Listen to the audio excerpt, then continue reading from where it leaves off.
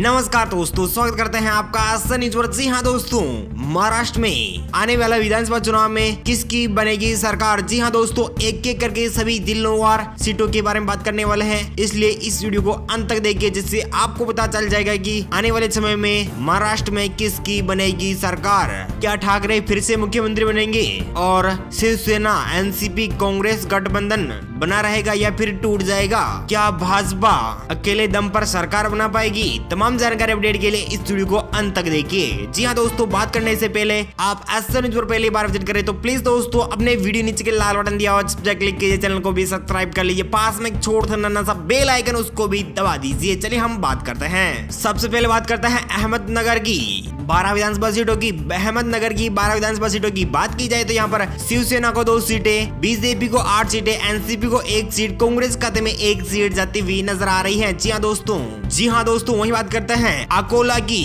5 विधानसभा सीटों की। अकोला की 5 विधानसभा सीटों की बात की जाए तो यहाँ पर शिवसेना को 2 सीट, भाजपा को यहाँ पर 3 सीटें मिलती हुई नजर आ रही है। महाराष्ट्र की हमने 17 सीटों की बात कर ली है, 17 में से 4 पर शिवसेना, भाजपा 11 सीटों पर, एनसीपी 1 सीट पर, कांग्रेस खाते में 1 सीट जाती हुई नजर आ रही है। इन सीटों पर जीत हासिल होती हुई नजर आ रही है। वही बात करते हैं अमरावती की 8 विधानसभा सीटों की। अमरावती की 8 विधानसभा सीटों की बात की जाए तो यहाँ पर बीजेपी को 6 सीटें, शिवसेना को 2 सीटें, एनसीपी को यहाँ पर 0, कांग्रेस खाते में 0। जी हाँ दोस्तों, अब तक हमने महाराष्ट्र की 25 सीटों की बात कर ली है। 25 में से 6 पर शिवसेना, 17 पर भाजपा, एनसीपी 1 पर, कांग्रेस खाते में 1 सीट जाती हुई नजर आ रही है। वही बात कर लेते हैं औरंगाबाद की 9 विधानसभा सीटों की। औरंगाबाद की 9 विधानसभा सीटों की बात की जाए तो यहाँ पर शिवसेना को 3, भाजपा को 5, एनसीपी को 1, कांग्रेस खाते में 0, अन्य खाते में 0 सीट जाती हुई नजर आ रही है। हमने 34 सीटों की बात कर ली है। 34 में से बीजेपी को 22 सीटें जीतने को मिल सकती है, 9 सीटें शिवसेना को, एनसीपी को 2 सीटें, कांग्रेस खाते में यहाँ पर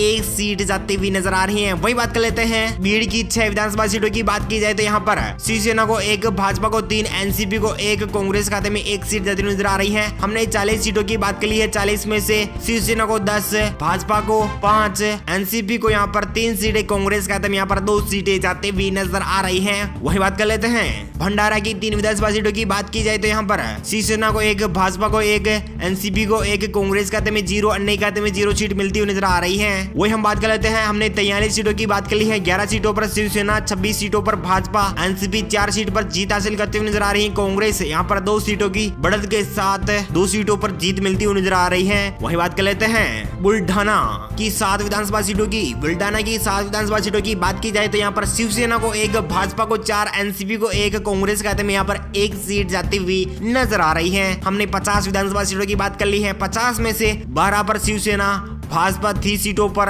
एनसीपी यहाँ पर 5 सीटों पर, कांग्रेस को यहाँ पर 3 सीटें मिलती हुई नजर आ रही हैं। 50 में से 30 सीटों पर बीजेपी को जीतें मिलती हुई नजर आ रही हैं। देवेंद्र फडणवीस को सबसे ज्यादा 30 सीटें मिलती हुई नजर आ रही हैं। वही बात कर लेते हैं चंद्रपुर की 6 विधानसभा सीटों की। चंद्रपुर की 6 विधानसभा सीटों की बात की जाए तो यहाँ पर शिवसेना को 1, भाजपा को 5, एनसीपी को 0, कांग्रेस खाते में 0, अन्य खाते में यहाँ पर 0 सीट जाती हुई नजर आ रही है। महाराष्ट्र की हमने 56 सीटों की बात कर ली है। शिवसेना को 13, भाजपा को 35, एनसीपी को 5, कांग्रेस को 3, अन्य खाते में यहाँ पर 0 सीट जाती हुई नजर आ रही है। वही हम बात करते हैं गढ़चिरौली की 3 विधानसभा सीटों की। गढ़चिरौली की 3 विधानसभा सीटों की बात की जाए तो यहाँ पर शिवसेना को 1, भाजपा को 1, एनसीपी को यहाँ पर 1 सीट मिलती हुई नजर आ रही है। हमने 64 सीटों की बात कर ली है। 64 में से 15 सीटों पर शिवसेना जीतती हुई नजर आ रही है। भाजपा 39 सीटों पर, एनसीपी यहाँ पर 7 सीटों पर, कांग्रेस यहाँ पर 3 सीटों पर अपनी जीत पक्की करती हुई नजर आ रही है। वही बात कर लेते हैं गोंदिया जिला की 4 विधानसभा सीटों की। गोंदिया जिला की 4 विधानसभा सीटों की बात की जाए तो यहाँ पर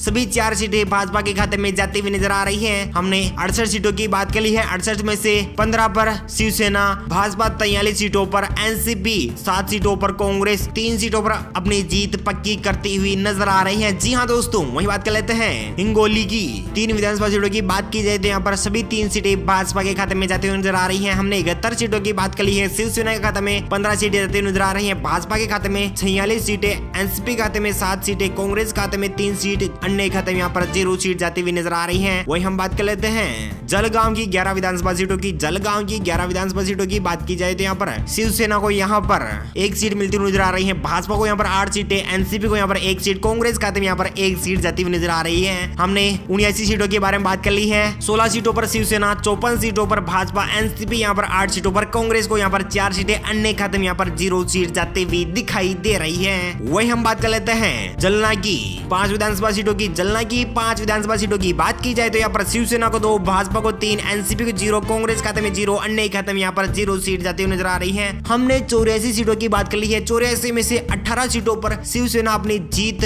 पक्की करते हुए नजर आ रही है। भाजपा यहाँ पर 57 सीटों पर, एनसीपी यहाँ पर 8 सीटों पर, कांग्रेस खाते में यहाँ पर 4 सीटें जाती हुई दिखाई दे रही है। वही हम बात कर लेते हैं कोल्हापुर की 10 विधानसभा सीटों की। कोल्हापुर की 10 विधानसभा सीटों की बात की जाए तो यहाँ पर 2 सीटें शिवसेना के खाते में जाती हुई नजर आ रही है, भाजपा के खाते में 5 सीटें, एनसीपी खाते में यहाँ पर 1 सीट, कांग्रेस खाते में यहाँ पर 1 सीट, अन्य खाते में यहाँ पर 1 सीट जाती हुई नजर आ रही है। हमने 89 सीटों की बात कर ली है। 89 सीटों में से शिवसेना को यहाँ पर 20 सीटें जीतती हुई नजर आ रही है, 62 सीटें भाजपा के खाते में जाती हुई नजर आ रही है, एनसीपी खाते में यहाँ पर 9 सीटें, कांग्रेस खाते में यहाँ पर 5 सीटें, अन्य खाते में यहाँ पर 1 सीट जाती हुई दिखाई दे रही है। वही हम बात कर लेते हैं लातूर की 6 विधानसभा सीटों की। लातूर की 6 विधानसभा सीटों की बात की जाए तो यहाँ पर शिवसेना को 1, भाजपा को 4, एनसीपी को 1, कांग्रेस खाते में 0, अन्य खाते में यहाँ पर 0 सीट जाती हुई नजर आ रही है। हमने महाराष्ट्र की 103 विधानसभा सीटों की बात की ली है। यहाँ पर बीजेपी को 67 सीटों पर जीत मिलती हुई नजर आ रही है। शिवसेना यहाँ पर पिछड़ती हुई नजर आ रही है। शिवसेना को मात्र 21 सीटें मिलती हुई नजर आ रही है। एनसीपी को यहाँ पर 10 सीटें, कांग्रेस खाते में यहाँ पर 5 सीट, अन्य खाते में यहाँ पर 1 सीट मिलती हुई दिखाई दे रही है। वही हम बात कर लेते हैं बंबई शहर की 10 विधानसभा सीटों की। बंबई शहर की 10 विधानसभा सीटों की बात की जाए तो यहाँ पर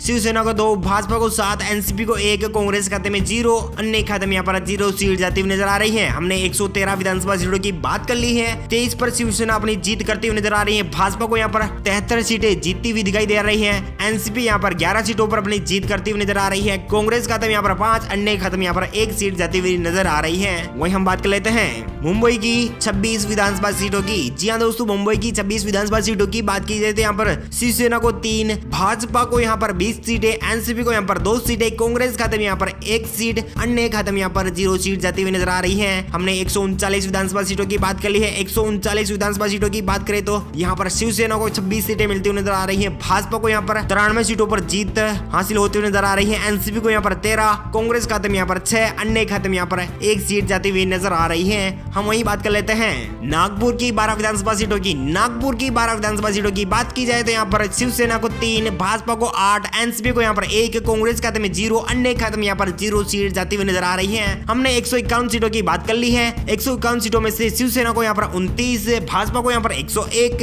एनसीपी को यहाँ पर 14 सीटें, कांग्रेस खाते में यहाँ पर 6 सीटें, अन्य खाते में यहाँ पर 1 सीट जाती हुई नजर आ रही है। वही हम बात कर लेते हैं नांदेड़ की 9 विधानसभा सीटों की। नांदेड़ की 9 विधानसभा सीटों की बात की जाए तो यहाँ पर शिवसेना को 2 सीटें, भाजपा को यहाँ पर 5 सीटें, एनसीपी को यहाँ पर 1 सीट, कांग्रेस खाते में यहाँ पर 1 सीट जाती हुई नजर आ रही है। हमने महाराष्ट्र की 160 सीटों की बात कर ली है। इनमें से शिवसेना को यहाँ पर 31 सीटें मिलती हुई नजर आ रही है। भाजपा को यहाँ पर 106 यानी 100 के आंकड़े को पार करती हुई बीजेपी नजर आ रही है। एनसीपी को यहाँ पर मात्र 15 सीटों पर जीत मिलती हुई नजर आ रही है। कांग्रेस का यहाँ पर सुपड़ा साफ होते होते बच रहा है। यहाँ पर 7 सीटों पर कांग्रेस से जीत हासिल करती हुई नजर आ रही है। अन्य खाते में यहाँ पर 1 सीट जाती हुई नजर आ रही है। जी हाँ दोस्तों, हमने बात कर ली है 160 सीटों में से बीजेपी को बहुमत के आंकड़े को पार करते हुए दिखाई दे रहा है 160 सीटों में। जी हाँ दोस्तों, अब आने वाली सीटों में क्या रहेगा बीजेपी का हाल, क्या रहेगा कांग्रेस का, क्या रहेगा शिवसेना का हाल है। बात करते हैं अगली विधानसभा सीटों की।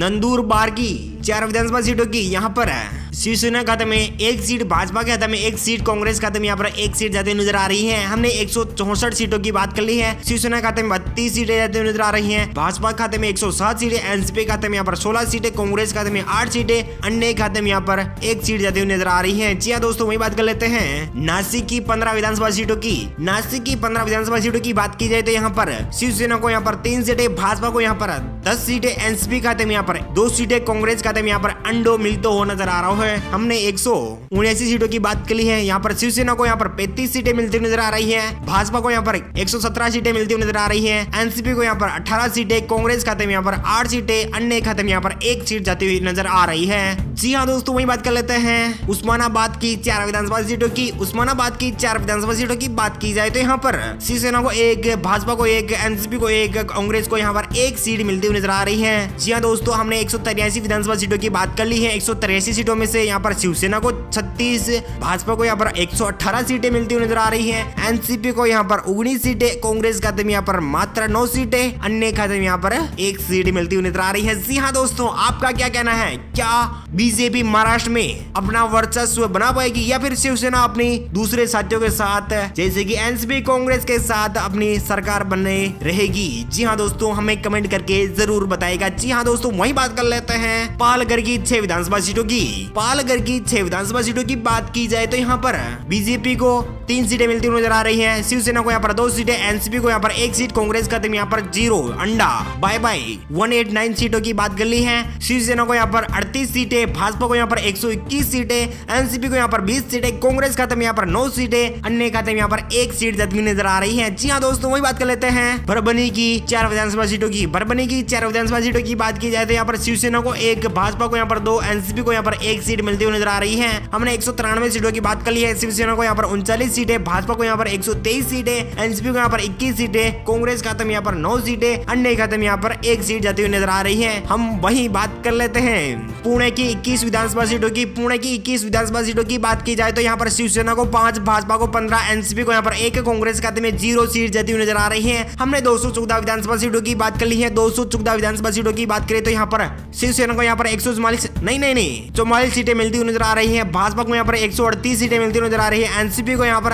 12 सीटें 22 सीटें मिलती हुई नजर आ रही है, कांग्रेस खाते में 9, अन्य खाते में यहाँ पर 1 सीट जाती हुई नजर आ रही है। वही हम बात कर लेते हैं रायगढ़ की 7 विधानसभा सीटों की। रायगढ़ की 7 विधानसभा सीटों की बात की जाए तो यहाँ पर शिवसेना को 2, भाजपा को 4, एनसीपी को यहाँ पर 1, कांग्रेस खाते में 0, अन्य खाते में यहाँ पर 0 सीट जाती हुई नजर आ रही है। हमने 221 सीटों की बात कर ली है। शिवसेना को यहाँ पर 46 सीटें, भाजपा को यहाँ पर 142 सीटें, 23 सीटें एनसीपी खाते में, कांग्रेस खाते में यहाँ पर 9 सीटें, अन्य खाते में यहाँ पर 1 सीट जाती हुई नजर आ रही है। रत्नागिरी की 5 विधानसभा सीटों की बात की जाए तो यहाँ पर शिवसेना को 1, भाजपा को 4, एनसीपी को यहाँ पर 0, कांग्रेस खाते में यहाँ पर 0 सीट जाती हुई नजर आ रही है। जी हाँ दोस्तों, वही बात कर लेते हैं महाराष्ट्र की 226 विधानसभा सीटों की। शिवसेना को यहाँ पर 46 सीटें मिलती हुई नजर आ रही है, भाजपा को यहाँ पर 146 सीटें, एनसीपी को यहाँ पर 23 सीटें, कांग्रेस खाते में यहाँ पर 9 सीटें, अन्य खाते में यहाँ पर 1 सीट जाती हुई नजर आ रही है। वही बात कर लेते हैं सांगली की 8 विधानसभा सीटों की। सांगली की 8 विधानसभा सीटों की बात की जाए तो यहाँ पर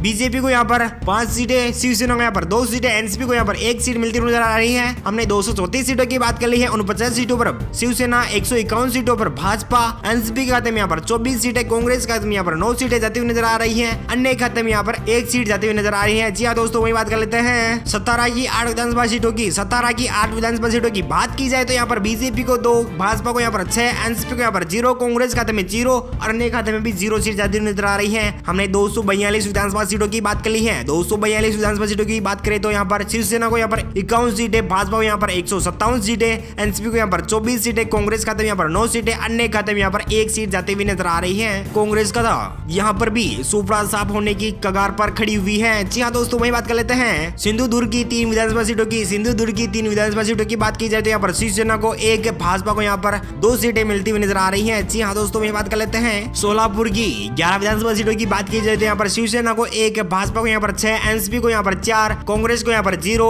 हमने 256 विधानसभा सीटों की बात कर ली है। शिवसेना को यहाँ पर 53 सीटें, भाजपा को यहाँ पर 165 सीटें, एनसीपी को यहाँ पर 28 सीटें, कांग्रेस को यहाँ पर 9 सीटें, अन्य खाते में यहाँ पर 1 सीट जाती हुई नजर आ रही है। जी हाँ दोस्तों, वही बात कर लेते हैं ठाणे की 18 विधानसभा सीटों की। ठाणे की 18 विधानसभा सीटों की बात की जाए तो यहाँ पर शिवसेना को 4, भाजपा को 10, एनसीपी को यहाँ पर 2, कांग्रेस को यहाँ पर 2 सीटें मिलती हुई नजर आ रही है। वर्धा की 4 विधानसभा सीटों की बात की जाए तो यहाँ पर शिवसेना को 2, भाजपा को 1, एनसीपी को यहाँ पर 1, कांग्रेस खाते में 0, अन्य खाते में यहाँ पर 0 सीट जाती हुई नजर आ रही है। हमने 278 विधानसभा सीटों की बात कर ली है। शिवसेना को यहाँ पर 59, 170 सीटें बीजेपी खाते में, एनसीपी खाते में यहाँ पर 31, कांग्रेस खाते में यहाँ पर 11, अन्य खाते में यहाँ पर 1 सीट जाती हुई नजर आ रही है। जी हाँ दोस्तों, वही बात कर लेते हैं वाशिम की 3 विधानसभा सीटों की। वाशिम की 3 विधानसभा सीटों की बात की जाए तो यहाँ पर शिवसेना को 1, भाजपा को 1, एनसीपी को यहाँ पर एक सीट मिलती हुई नजर आ रही है। वहीं हम बात कर लेते हैं यवतमाल की 7 विधानसभा सीटों की बात की जाए तो यहाँ पर शिवसेना को 1, भाजपा को 4, एनसीपी को यहाँ पर 3 सीटें मिलती हुई नजर आ रही है। जी हाँ दोस्तों,